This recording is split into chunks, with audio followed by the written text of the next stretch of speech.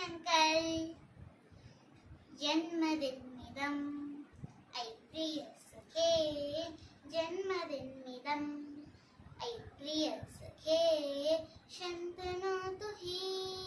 सर्वदा मुदम् शन्तनोतु हि सर्वदा मुदम् प्रार्थयामहे भवशतायु प्रार्थयामहे भवशतायु ईश्वर सदा त्वां च रक्षतु ईश्वर सदा त्वां च रक्षतु पुण्यकर्मणा कीर्तिमार्जय